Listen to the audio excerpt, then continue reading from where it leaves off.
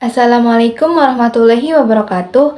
Halo semua, perkenalkan nama saya Karima Aulia dari kelas 12 Akuntansi A. Untuk memenuhi tugas bahasa Indonesia pada kesempatan kali ini, saya akan mereview novel populer yang berjudul Negeri Lima Menara. Novel Negeri Lima Menara adalah karya Ahmad Fuadi yang diterbitkan oleh Gramedia. Jumlah halaman pada novel ini adalah 416 halaman dan diterbitkan pertama pada bulan Juli 2009.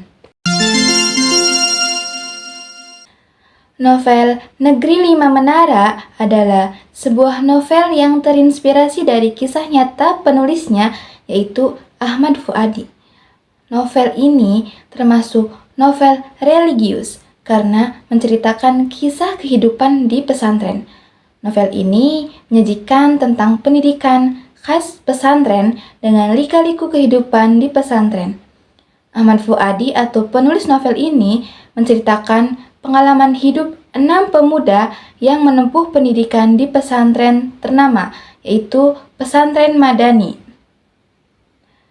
Keenam tokoh utama tersebut adalah Alif dari Padang, Baso dari Goa, Raja dari Medan, Said dari Mojokerto, Dulmajid dari Sumeneb, dan Atang dari Bandung.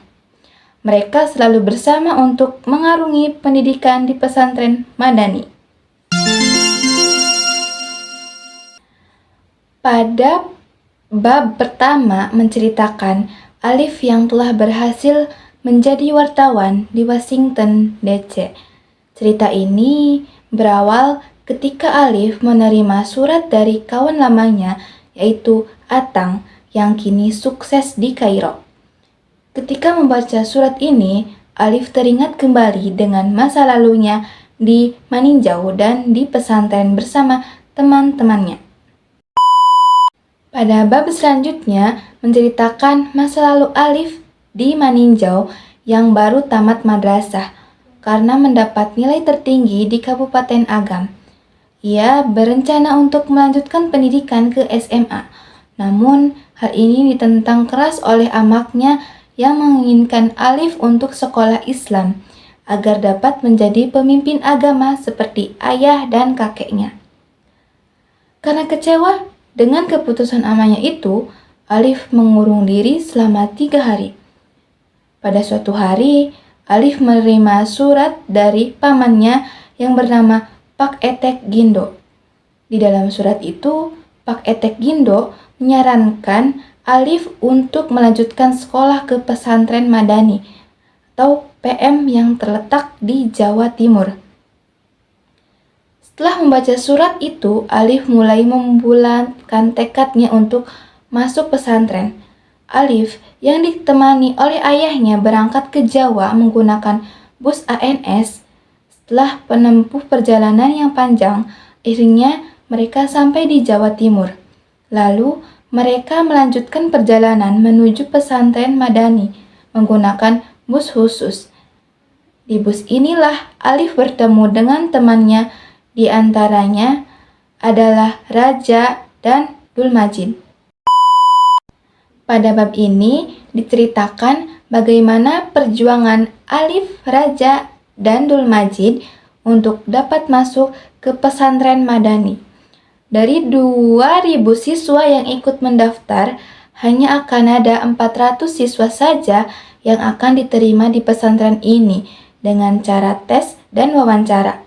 Manjada wajada, begitulah bunyi judul bab selanjutnya. Pada bab inilah awal pertemuan Alif dengan teman barunya, diantaranya Baso dari Goa, Raja dari Medan, Said dari Mojokerto, Dulmajid dari Sumeneb, dan Atang dari Bandung. Mereka sangat dekat layaknya saudara, karena mereka tidak hanya sebagai teman sekelas tetapi juga teman satu asrama. Keenam anak ini memiliki karakter yang berbeda-beda. Pada bab selanjutnya, penulis menceritakan tentang kisah menarik keenam anak ini. Mereka menamai persahabatan mereka dengan Sahibul Menara, karena tempat favorit mereka di pesantren ini adalah menara. Novel ini menceritakan seluk-beluk kehidupan mereka selama ada di pesantren Madani yang sangat ketat dan disiplin.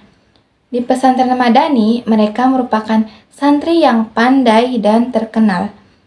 Pada hari pertama mereka pernah telat masuk masjid karena sibuk memindahkan barang-barangnya ke asrama. Akibatnya, mereka berenam harus menerima hukuman. Dari penjaga keamanan itu, mereka juluki Lison. Semenjak dihukum ini, nama mereka menjadi semakin terkenal.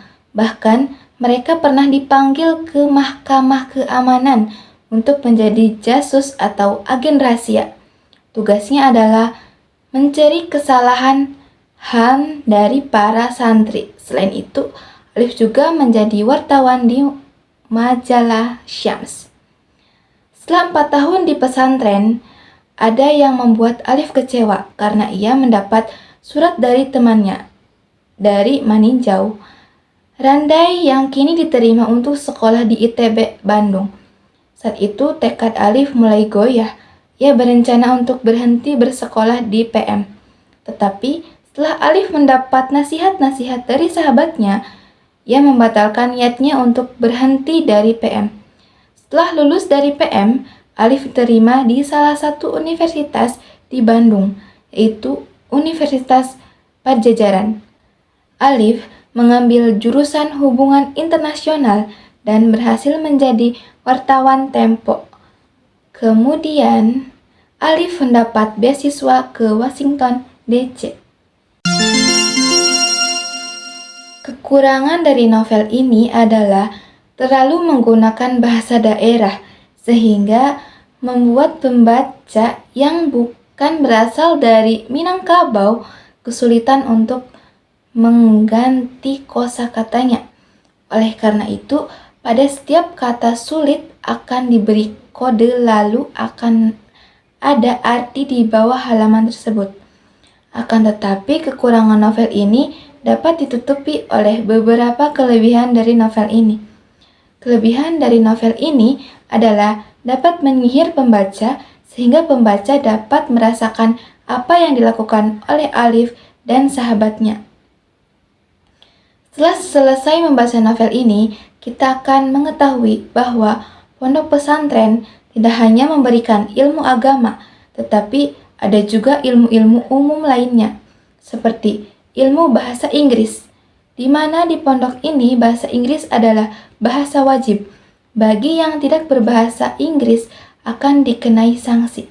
Selain itu, akan menghapus anggapan kita bahwa anak pesantren paling hanya akan menjadi pemuka agama. Dengan mengesampingkan beberapa kekurangan tadi, novel ini benar-benar dibutuhkan untuk remaja Indonesia. Novel ini berisi motivasi, semangat, dan mimpi pada anak-anak yang patah semangat untuk melanjutkan kembali cita-citanya itu. Selain itu, novel ini juga menceritakan tentang ketika kemungkinan yang akan menjadi mungkin dengan adanya kerja keras dan usaha dari diri masing-masing. Sekian review novel dari saya, kurang lebihnya mohon maaf. Wassalamualaikum warahmatullahi wabarakatuh.